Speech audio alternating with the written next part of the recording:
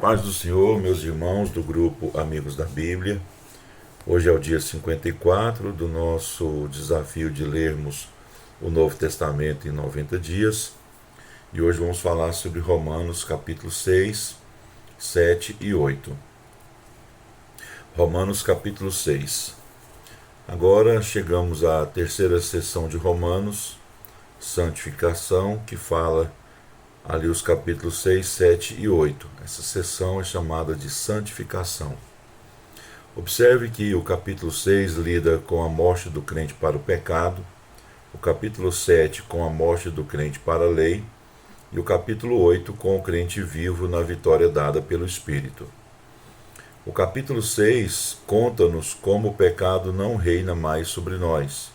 O capítulo 7 explica como a lei não nos domina mais. E o capítulo 8 mostra como a habitação do Espírito em nos dá vida e liberdade. O crente enfrenta dois problemas. O primeiro, como vencer a velha natureza, e o segundo, como devo viver de forma a agradar a Deus. O capítulo 6 responde à primeira pergunta. Vencemos a velha natureza quando percebemos que fomos crucificados com Cristo. A segunda é mais complexa, pois como posso agradar a Deus se tudo que eu faço, mesmo as coisas boas, é maculado pela velha natureza? O pecado envolve atitudes e disposições interiores, não é apenas uma ação exterior. O capítulo 7, com o capítulo 8, resolve esse problema, ao mostrar que o cristão está morto para a lei e que o Espírito cumpre em nós a justiça de Deus. O segredo da vitória sobre a carne está na obediência a essas três instruções: conhecer, reconhecer e entregar. Conhecer, capítulo 6, versículo 1 até o 10. Veja a frequência com que o verbo conhecer aparece nesse capítulo. Versículo 3, 6, 9 e 16. O verdadeiro cristão morreu para o pecado. Essa é a verdade maravilhosa de nossa identificação com Cristo. Ele não apenas morreu por nós, mas nós morremos com Ele. Fomos sepultados com Ele e levantamos em novidade de vida quando o Espírito batizou-nos no corpo de Cristo. Os versículos 3 e 4 não se referem ao batismo com água, mas à obra do Espírito que nos pôs em Cristo, como membros de seu corpo. O batismo com água ilustra essa obra. Quando Cristo morreu, morremos com Ele. Quando Cristo ressuscitou, ressuscitamos em uma novidade de vida com Ele. Leia capítulo 6, versículo 1 até o 10, mais uma vez, e constate que o crente está morto para o pecado. Versículo 2. Que o velho homem foi crucificado. Versículo 6. E que o crente está livre do pecado. Versículo 7. O velho homem não pode governar o cristão que conhece a verdade. Reconhece-a e entrega-se ao Senhor. Reconhecer, capítulo 6, versículo 1. Pela fé devemos reconhecer nossa posição em Cristo como verdade em nossa vida. Não basta conhecê-la. Reconhecer é o passo de fé que diz: agora, o que Deus diz a meu respeito na Bíblia é verdade em minha vida. Fui crucificado com Cristo. O reconhecimento é a fé que repousa na palavra de Deus, apesar da circunstância ou dos sentimentos em ação. Entregar, capítulo 6, versículo 12 até o 23. O crente que realmente reconhece que está morto para o pecado, prova sua fé ao entregar-se a Deus. Esse é o terceiro passo no processo de vencer a velha natureza, a carne. No versículo 12, repare no contundente não reine. Essa entrega é um passo de obediência ao Senhor.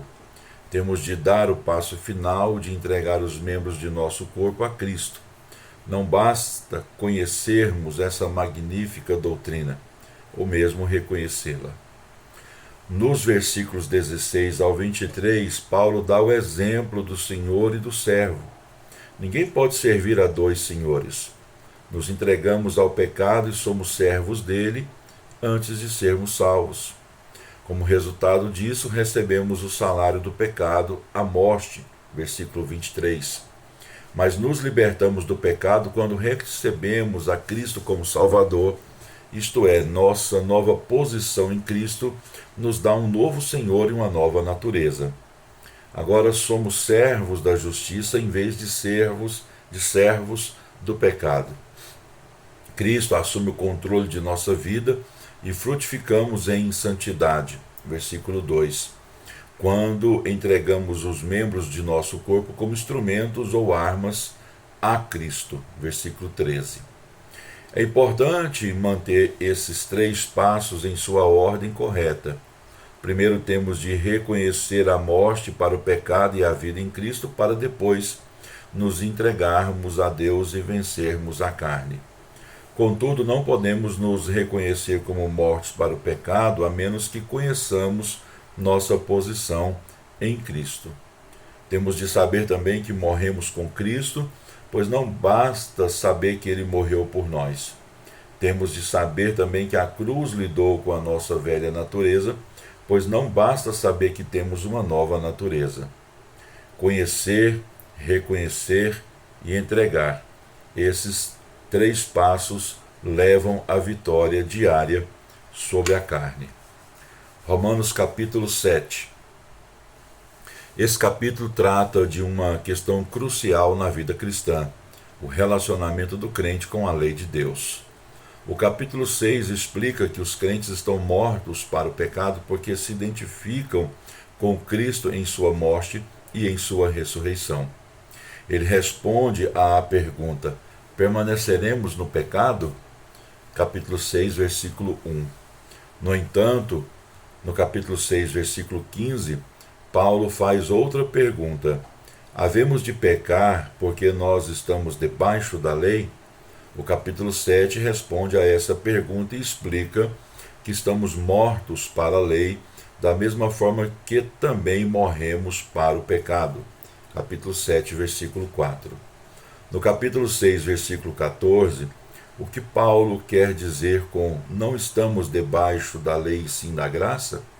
Estar debaixo da lei quer dizer que temos de fazer algo para Deus, e debaixo da graça, que o Senhor faz algo para nós.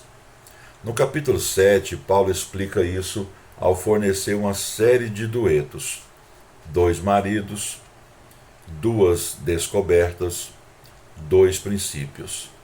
Então vejamos: 2 maridos, capítulo 7, versículo 1 até o 6.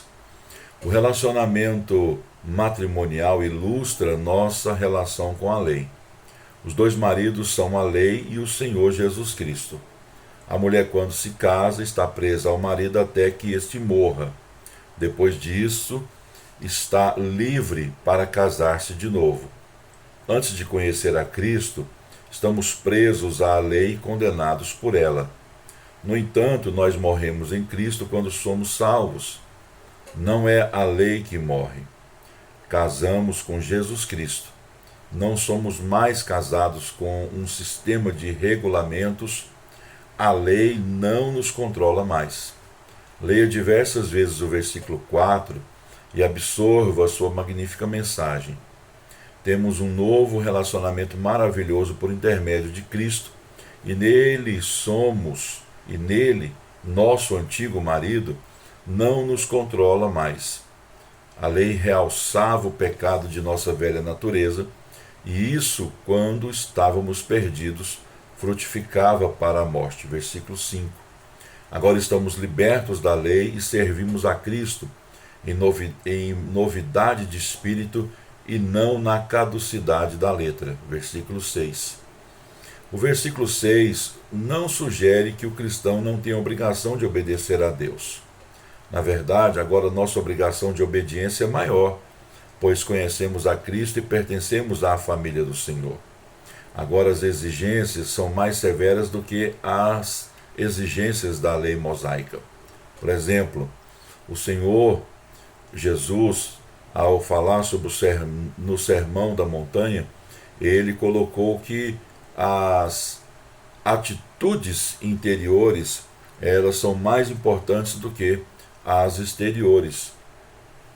Porque as ações exteriores, elas nascem justamente de um desejo interior. Romanos capítulo 7, versículo 6, ensina que temos uma motivação diferente para a obediência. Não obedecemos de forma mecânica a um conjunto de regras. Em vez disso, com amor no coração, obedecemos ao Espírito de Deus, que cumpre a justiça da lei em nós. Capítulo 8, versículo 4. Duas descobertas. Capítulo 7, versículo 7 ao 14. Resta saber por que Deus deu a lei se ela não podia produzir santidade. O que ele tinha em mente?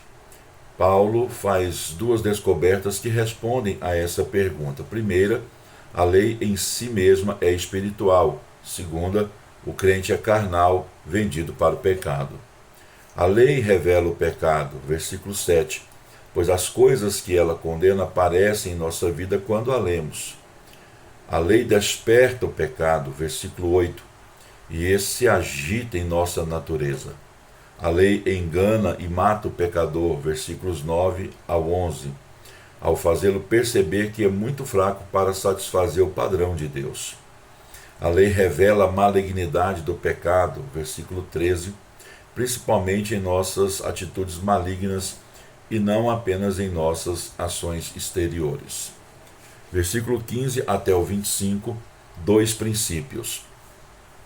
Paulo concluiu que há dois princípios, ou duas leis, que operam na vida do crente após sua experiência frustrante com a lei. A lei do pecado e da morte é a primeira, e a segunda, a lei do Espírito da vida em Cristo. A salvação significa que o Senhor dá uma nova natureza ao crente e crucifica a velha. Agora o cristão anseia pela santidade, embora ainda tenha capacidade para pecar. A lei do pecado e da morte é apenas a velha natureza em operação. Dessa forma, o mal está presente quando o crente quer fazer o bem. O mal macula mesmo as coisas boas que fazemos. Veja o versículo 21, por exemplo. A lei do Espírito da vida em Jesus Cristo neutraliza a lei do pecado e da morte. Crescemos em santidade e nos servir a Deus de forma aceitável ao entregar-nos ao Espírito do Senhor que habita em nós, e não ao submeter-nos às leis exteriores. O capítulo 8, principalmente nos primeiros 17 versículos, elabora essa lei ou princípios. Não podemos cumprir a justiça da lei por conta própria, mas o Espírito, por intermédio de seu poder, faz isso em nós. Qual a aplicação prática de tudo isso? Não se espera que em nossa nova posição diante de Deus, de mortos para a lei, obedeçamos a Ele por esforço próprio. O Senhor não nos escraviza sob a lei cristã, ao qual devemos obedecer a fim de ser santos. Ao contrário, Ele nos dá seu Espírito Santo, que nos capacita a satisfazer as exigências de santidade de Deus. O cristão pode conseguir a vitória do capítulo 6 e não ser mais escravo da carne, porém a vida cristã exige mais coisas. Não devemos frutificar para Deus? Sem dúvida que sim. Devemos aceitar as verdades de Romanos capítulo 7, de que na verdade somos falhos, de que a lei é boa, mas nós somos carnais e assim permitir que o Espírito opere a vontade de Deus em nossa vida. Que o Senhor permita que reconheçamos a morte para o pecado e também para a lei, a fim de que pelo Espírito possamos desfrutar a abençoada liberdade de ser filhos de Deus e o glorifiquemos com uma vida santa. Romanos capítulo 8. Nesse capítulo alcançamos a culminância da sessão sobre santificação, capítulo 6 até o capítulo 8, e encontramos as respostas para as questões levantadas a respeito da lei e da carne. O Espírito Santo domina o capítulo, pois é por intermédio da habitação dele que vencemos a carne e temos uma vida cristã produtiva. Podemos resumir o capítulo em 3 frases: sem condenação, sem obrigação e sem separação. Sem condenação, o Espírito e a lei, capítulo 8, versículo 1 até o 4. Esses versículos são a conclusão do argumento do capítulo 7. Lembre-se que Paulo, no capítulo 7, não tratou da salvação, mas de como o crente pode fazer alguma coisa boa tendo uma natureza tão pecaminosa.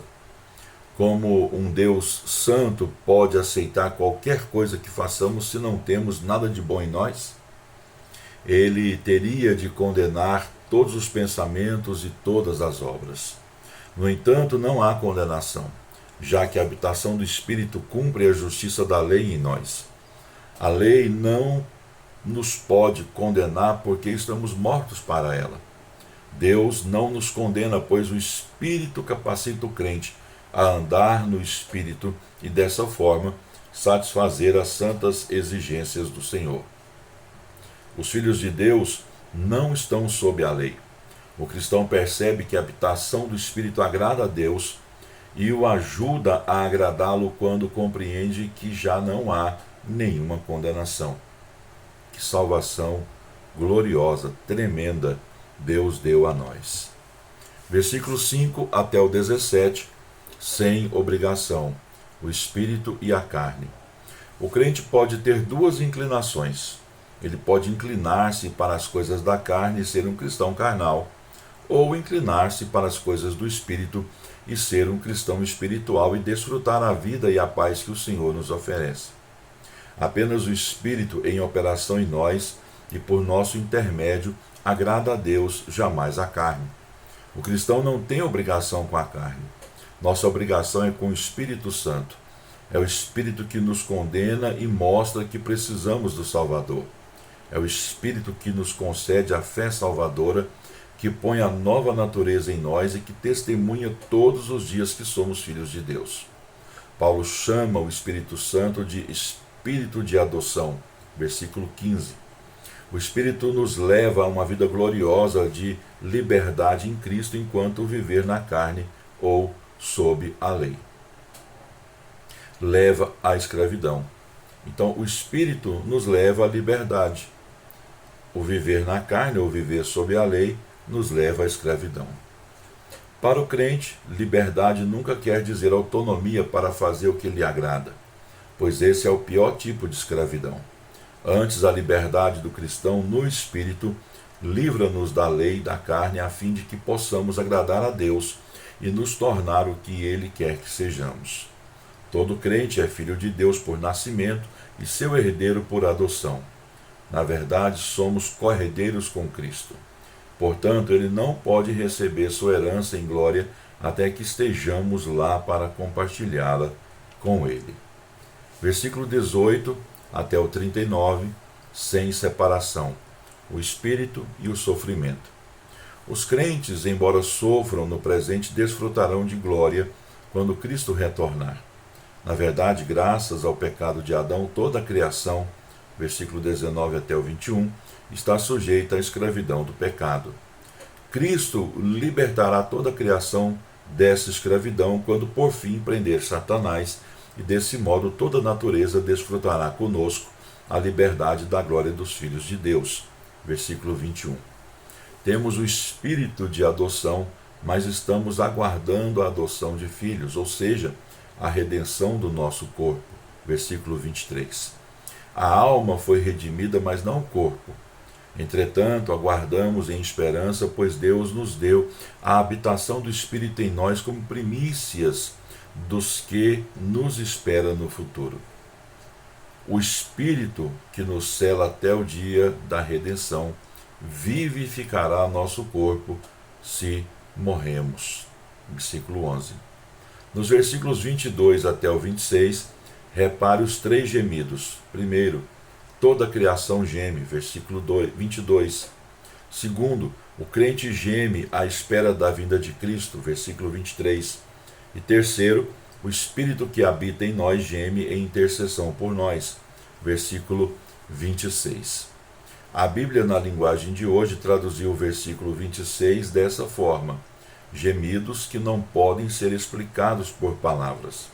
O Espírito intercede por nós, O Pai examina nosso coração e sabe o que o Espírito quer e nos concede isso. O Espírito sempre ora de acordo com a vontade do Senhor. Qual é a vontade de Deus? Que o crente se conforme à imagem de Cristo. Versículo 29.